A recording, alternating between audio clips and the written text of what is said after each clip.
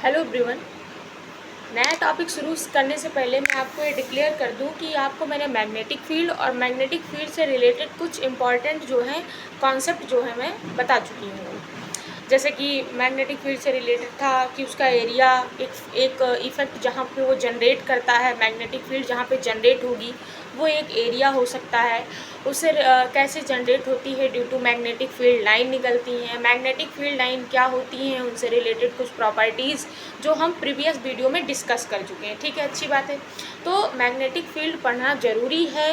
क्यों ज़रूरी है? अब आगे के चैप्टर्स में जो भी कॉन्सेप्ट्स आएंगे, अगर आपने मैग्नेटिक फील्ड अच्छे से नहीं पढ़ा है तो वो कॉन्सेप्ट शायद आपको अच्छे से समझना है। इसलिए सबसे पहला जो बेस है वो है मैग्नेटिक फील्ड और मैग्नेटिक फील्ड लाइंस, जो कि आपको प्रीवियस वीडियो में एकदम क्लियर होगी।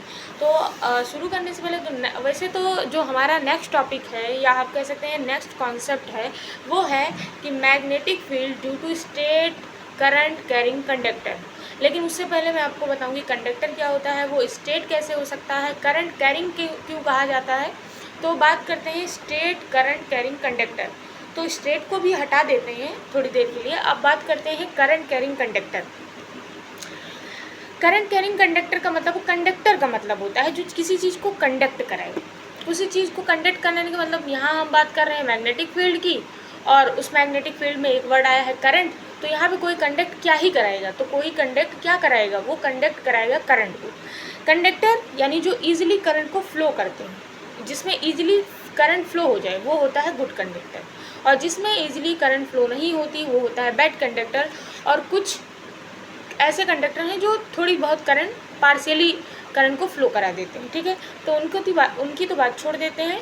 बेसिकली बात करते हैं कि कंडक्टर जो करंट को ईजिली फ्लो होने दे अपने में से, उनको हम कंडक्टर बोलेंगे। और जो ईजिली फ्लो नहीं हो देते उनको हम इंसुलेटर बोलते हैं। उनको हम क्या बोलते हैं? इंसुलेटर बोलते हैं। ठीक है, तो इंसुलेटर का एग्जांपल जैसे प्लास्टिक हो गया आपका, और पॉलीथीन हो गई आपकी, और भी ग्लास हो गया, ये सब करंट को फ्लो नहीं कराते। लेकिन आपको बचपन से पढ़ाया जा रहा है कि जितनी भी मेटल्स होते हैं, metals are good conductor of electricity, और उनमें भी सिल्वर सबसे ज़्यादा। और हमारे घरों में तो सिल्वर नहीं यूज होता है क्योंकि चोरी का डर रहता है, इसलिए हम लोग कॉपर का यूज़ करते हैं। हमारे घरों में कॉपर की वायर लगी होती है। कुछ लोग एल्यूमिनियम की वायर का भी यूज़ करते हैं। क्यों? क्योंकि एल्यूमिनियम, कॉपर, सिल्वर, ये सब क्या है? मेटल्स हैं। और हम बचपन से पढ़ते आ रहे हैं क्या? Metals are good conductor of electricity. Metal क्या होती हैं? Good conductor of electricity. अब आप पूछ रहे हैं कि सिल्वर का वायर यूज किया जाता है, लेकिन वो हेलीकॉप्टर्स में हो गया, एरोप्लेन में हो गया, इनमें यूज करते हैं सिल्वर का वायर। और सिल्वर का वायर कॉस्टली भी आता है, इतना कोई लगवा भी नहीं सकता। कॉपर और एल्यूमिनियम कंपेयर सिल्वर सस्ते हैं, एक तरह से कह सकते हैं आप, बहुत सस्ते हैं। तभी तो हम अपने घरों में कॉपर और जो है एल्यूमिनियम का वायर लगाते हैं। और दूसरा रीज़न, जो सबसे बड़ा रीज़न है, जब कोई कॉस्टली सामान लगाया जाता है उसकी चोरी होने की संभावनाएं बढ़ जाती हैं। और अगर हमारे घरों में सिल्वर का वायर लगेगा तो चोरी होने की संभावनाएं क्या हो जाएंगी? बढ़ जाएंगी हमारे घरों में। इसलिए भी होता है। लेकिन एक मोटे से बात की जाए, चोरी वोरी के डर से ऐसी कोई बात नहीं है। अब तो लोग सिविलाइज्ड हो चुके हैं। बात ऐसी है कि जो है कॉपर और एल्यूमिनियम का वायर एज़ कम्पेयर सिल्वर सस्ता पड़ता है, और हम चाहते हैं कि कम दाम में अच्छा काम हो, तो इसीलिए हम लोग कॉपर और जो है एल्यूमिनियम के वायर का यूज करते हैं। और बेसिकली तो हम कॉपर का यूज़ करते हैं।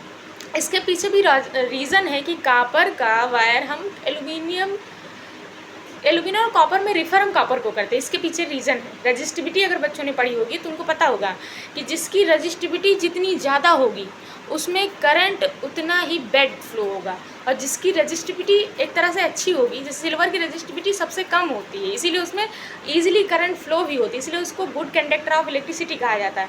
तो रजिस्टिविटी का जो टॉपिक है वो करंट इलेक्ट्रिसिटी में पढ़ाया जाता है। इसके बाद शायद मैं वो वीडियो दे दूँ, क्योंकि डिमांड इसकी थी तो मैंने इसको बनाया। और उसके बाद भी देखते हैं, अगर मिलेगा तो मैं उसको भी समझाऊंगी। वैसे समझाना तो उसको पहले था, लेकिन अब ठीक है। अब सुनिए, तो बात करते हैं कि हमने जो वर्ड उठाया क्या, करंट कैरिंग कंडक्टर। ठीक है, अभी के लिए आप मेरी इस पेन को आप एक कंडक्टर मान सकते हैं, कंडक्टर। और हम इसे मानते हैं कि इसमें क्या हो रहा है? करंट फ्लो हो रहा है। तो आपको पता है कि जब करंट फ्लो हो रहा है तो इलेक्ट्रॉन मोशन में है। तो मोशन में इसका मतलब इलेक्ट्रॉन क्या है? चार्ज पार्टिकल है। और जब कोई चार्ज पार्टिकल मोशन में होता है तो अपने अराउंड वो इलेक्ट्रिक फील्ड तो जनरेट करता ही करता है। मतलब अगर मैं पूछूँ आपसे कि ये जो मैंने कंडक्टर लिया है, अच्छा ऐसे कंडक्टर नहीं है, ये कंडक्ट नहीं करवाएगा, लेकिन मैंने माना है इसको, ये कंडक्टर है। और ये कंडक्टर कैसा है? करंट कैरिंग कंडक्टर है, मतलब इसमें से करंट फ्लो हो रही है, इसमें से करंट फ्लो हो रही है। सब कुछ मानिए, अपने मन को समझाइए, नहीं भैया मानना पड़ेगा, पढ़ना है तो मानना पड़ेगा। तो यहाँ पे मैंने इसको क्या माना है? कंडक्टर माना है। क्या माना है मैंने? कंडक्टर माना है। और कंडक्टर माना है तो इसमें से करंट फ्लो हो रही है। करंट फ्लो हो रही है भाई, करंट कैसे फ्लो होती है? चार्ज जब दौड़ते हैं तो करंट फ्लो होती है। भाई चार्ज कहाँ से आता है? इलेक्ट्रॉन जब दौड़ते हैं तो चार्ज आता है। तो इलेक्ट्रॉन क्या है? एक चार्ज है। और एक मूविंग चार्ज, भाई मोशन में है ना, और एक मूविंग चार्ज अपने अराउंड दो फील्ड बनाता है। अपने अराउंड कितनी फील्ड बनाता है? दो। मैग्नेटिक फील्ड बनाता है, इलेक्ट्रिक फील्ड बनाता है। वैसे जहाँ चार्ज हो वहाँ इलेक्ट्रिक फील्ड तो बनती है। अगर मैं पूछूँ आपसे यहाँ पे कौन सी फील्ड बनी है, तो यहाँ अगर चार्ज हमारा स्टैटिक होता, रुका हुआ होता, फ्लो ना होता, तो हम कहते हैं कि इसके चारों ओर इलेक्ट्रिक फील्ड बनी हुई है।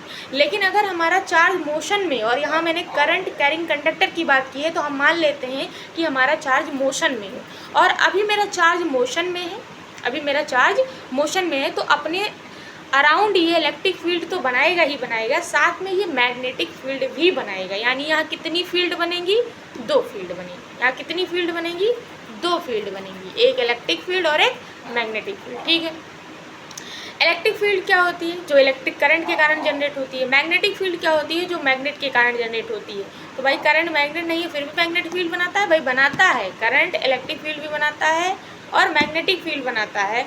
और मैंने बात की है क्या? करंट कैरिंग कंडक्टर, एक ऐसा कंडक्टर जिसमें से करंट जा रही है। अब आप मानेंगे कि इसमें से करंट क्या हो रही है? फ्लो हो रही है। इसमें से करंट फ्लो हो रही है, इसका मतलब इसके पास कितनी फील्ड बनी?